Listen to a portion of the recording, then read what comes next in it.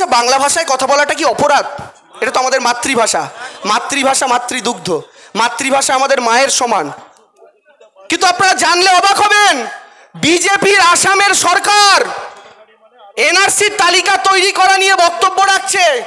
বিজেপির আসামের মুখ্যমন্ত্রী বলছে যারা বাংলা ভাষায় কথা বলে তারা বাংলাদেশি। বুঝুন, বাংলা ভাষায় কথা বললেই বাংলাদেশি। ওই মূর্খ বিজেপির লোকেরা জানে না, এই বাংলা ভাষায় কথা বলা লোকগুলো যদি এখানে না থাকতো, একটা নেতাজি, একটা সুভাষচন্দ্র বসু থেকে শুরু করে একটা বিনয় বাদল দীনেশরা যদি তৈরি না হতো, এই হেমন্ত বিশ্ব শর্মা আজও কোনো ব্রিটিশের জুতো হস্ত। এরা জানে না এই বাঙালি বাংলা ভাষায় কথা বলা মানুষগুলো নিজের রক্ত দিয়ে দেশটা স্বাধীন করেছে। এই বাংলা ভাষায় কথা বলা একজন মানুষের লেখা জাতীয় সঙ্গীত আছে, আমরা গোটা দেশ উঠে দাঁড়িয়ে পাঠ করি।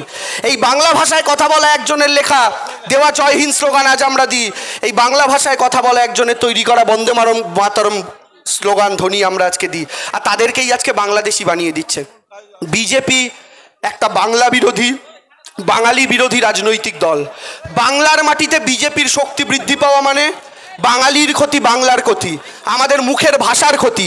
তাই এই ভারতীয় জনতা পার্টিকে শুধু মেদিনীপুর নয়, শুধু মেদিনীপুর শহর নয়, গোটা বাংলা থেকে আমাদেরকে উৎখাত করে ফেলতে হবে। দেখুন, তিনটে কথা। এক নম্বর কথা, এই 21শে জুলাই তৃতীয় মমতা বন্দ্যোপাধ্যায় সরকারের শেষ 21শে জুলাই এবং এই 21শে জুলাই শপথ গ্রহণ করার 21শে জুলাই, যে চতুর্থ মমতা বন্দ্যোপাধ্যায় সরকারের প্রথম 21শে জুলাই যেদিন হবে, সেদিনকে যেন মমতা বন্দ্যোপাধ্যায় আরও দ্বিগুণ শক্তি নিয়ে বিধানসভার ভেতরে থাকেন। এইবার সেই শপথ গ্রহণ করে আমাদের কিন্তু ধর্মতলার দিকে যাওয়ার দিন। দুই, চতুর্থবার কেন মমতা বন্দ্যোপাধ্যায়কে জেতাবো? আমরা ক্ষমতায় আসার পর থেকে বিজেপির 3টে সভাপতি চেঞ্জ হয়ে গেছে, আমার একবার অ্যান্টনি। এক নম্বর, প্রথম এলো রাহুল সিনহারটা বাদ দিন, ও দুধ ভাত। তারপরে এলো হচ্ছে দিলীপ ঘোষ। 2019-এ বিজেপির 121-এর লিড, দিলীপ ঘোষ 2021-এ নাবিয়ে করলো 77, অমর। এবার হলো আকবর, সুকান্ত মজুমদার। লোকসভায় বিজেপির ছিল 18, দায়িত্ব নিয়ে টেনে কমিয়ে করলো 12। থ্যাঙ্কস টু মেদিনীপুর, জুন মালিয়াকে জিতিয়ে ওটা পূরণ করেছে। এবার এসেছেন অ্যান্টনি, শ্রমিক ভট্টাচার্যকে দায়িত্ব দিয়েছে। এনার কাজ হচ্ছে, এনার একজন 121-কে 77 করেছে, একজন 18-কে 12 করেছে, আর অমরের করে যাওয়া 77-কে 37-এ নামাবে দায়িত্ব নিয়ে। এটা আমি আপনাদের নিশ্চিত করে বলছি। এবং মমতা বন্দ্যোপাধ্যায় আরও বেশি শক্তি নিয়ে যাবেন। কেন? আমি আপনাদের বলি কত বড় দুঃখের কথা, যন্ত্রণার কথা। এখানে আমরা যারা আছি, হয়তো 90% লোকের এখানে মুখের ভাষা বাংলা, আরও হিন্দিভাষী লোক আছেন, অনেকে আছেন। আচ্ছা, বাংলা ভাষায় কথা বলাটা কি অপরাধ? এটা তো আমাদের মাতৃভাষা। মাতৃভাষা মাতৃদুগ্ধ, মাতৃভাষা আমাদের মায়ের সমান। কিন্তু আপনারা জানলে অবাক হবেন, বিজেপির আসামের সরকার এনআরসির তালিকা তৈরি করা নিয়ে বক্তব্য রাখছে।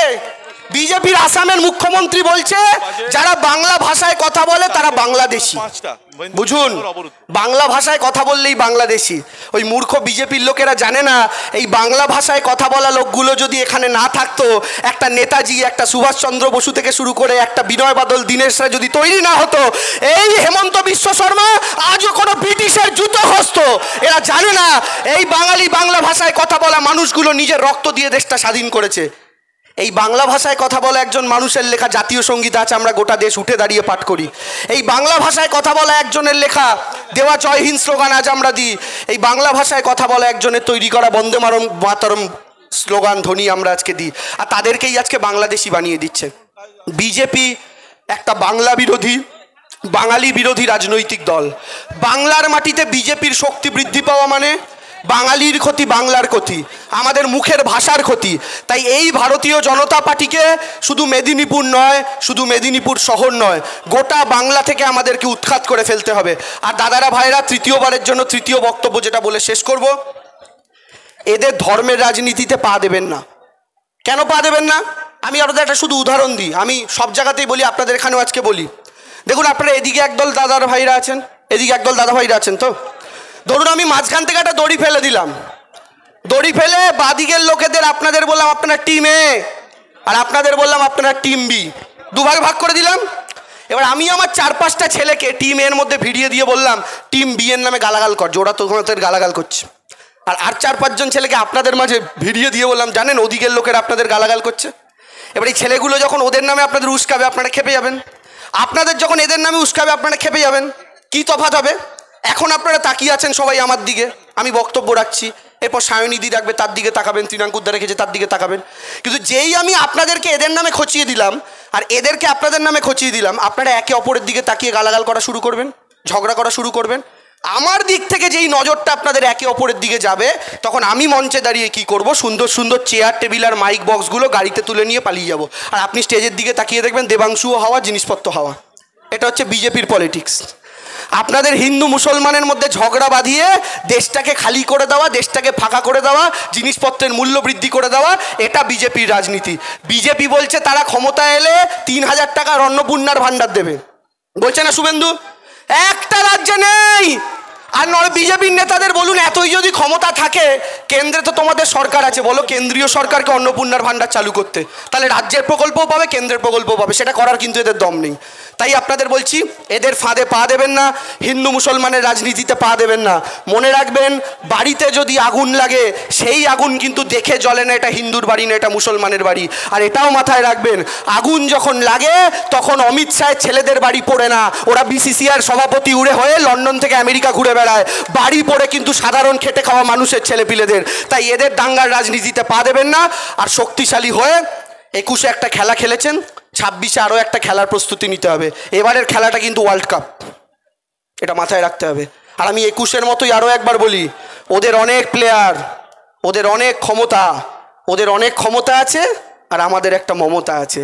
আর এই কথাটা সবসময় বিশ্বাস করি, যে আমি আবার ডাক দিয়ে যাই, বন্ধু তোমার 11টা প্লেয়ার মাঠে থাকবে, তোমার নির্বাচন কমিশন, তোমার কেন্দ্রের সরকার, তোমার মোদি, তোমার শাহ, তোমার দালাল টিভি চ্যানেল,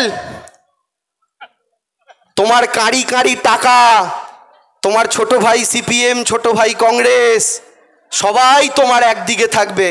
আর তোমাদের সবার একদিকে আমাদের একটা হাওয়াই চপ্পল সাদা শাড়ি পরা মহিলা থাকবে। আমরা এই লড়াইটা লড়বো বন্ধু। আর একটা জিনিস মাথায় রেখো, এক পায়ে মমতা বন্দ্যোপাধ্যায় 2021 লড়েছেন, আর এইবার 2 পায়ে লড়বেন। তাই বলি, এক পায়ে দিদি লড়েছেন, এক পায়ে লড়ে দিদি 215টা সিট পেয়েছেন, এবার দিদি 2 পায়ে লড়ছেন। আমাদের দায়িত্ব 215টাকে কমপক্ষে যেন আমরা 230 প্লাস করতে পারি, সেই দায়িত্ব আমাদেরকে এখান থেকে নেওয়া। তাই খুব ভালো থাকবেন, গলার জোরে বলুন জয় বাংলা, মমতা ব্যানার্জি, মমতা ব্যানার্জি, মমতা ব্যানার্জি, অভিষেক ব্যানার্জি, জয় Bangla. Thank you very much, thank you.